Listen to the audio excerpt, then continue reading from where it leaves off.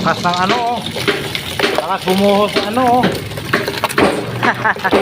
Laki ng hollow blocks. Oh my God! Wow! Buhos.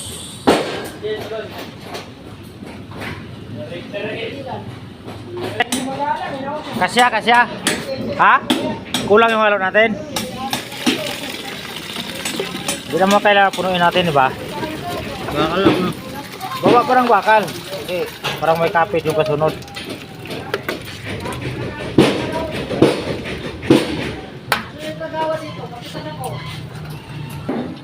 Ang laki ng hollow blocks mo dyan, ha? Ba't yun, hollow blocks? Grabe naman. Yan ang plus pala sa Manila eh. Ano hollow blocks sa Maynila pala to?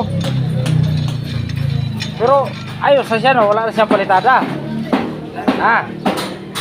Ganyan lang pala siya, oh, no?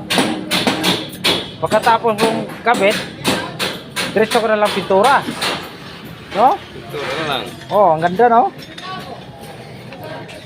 Oh, diba? So, mga idol, oh. Nag-install kami ng precast, butas sa gitna.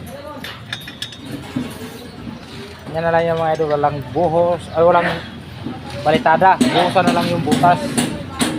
Abay, ipitin ng tie rod para maalayan ng maayos. Ayun, oh.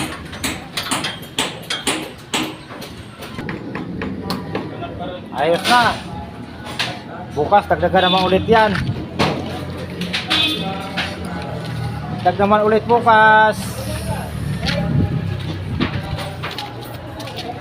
Dito naman tayo sa kabila. I-install ang precast. Yun o. Lupit talaga. Pinasok yung electrical o sa butas ng precast. Lapitan nga natin si Busing. Ayun o. Dali, kaya? Walang imposible sa'yo eh. Ilang business ka na napasma at trabaho na to? O ba? Lima rito, wala pang duktong yung ano nila, yung electrical. O, padugtungan natin ito. Ito natin kaya yan. Kailangan, di mabuhusan ngayon yan. Oo. Di natin mabuhusan. Di talaga. Hindi walang ano eh. Oo. Matago eh. Hanggang taas yan, supply sa taas yan. Oo, supply sa taas yan. Kailangan yan, I-align lang. align lang. Di mabuhusan to, kung sakaling buhusan, iwan to banda rito. Oo. Harangan. Hugutin, maaaring hugutin pa bukas yan. Diyon. Kaya, Okay, putulan ko to nila. Putulin to. Ito, putulin to. Dugtungan ng tubo. Di kasi niya ginawa kanina eh. pwede yan mo sa pagpatigas lang kahit isang timba. Yun lang. Yun doon. Kawawa siya. Hirapan siya maglagari dyan. Bahala siya. Yan. Nagkariin yan eh. Dugtong hanggang taas. Kaya yan. Oo. Kaya yan. Kaya yan, lagaring bakal. Ayun, lupit ng mga materialis to mga idol, oh.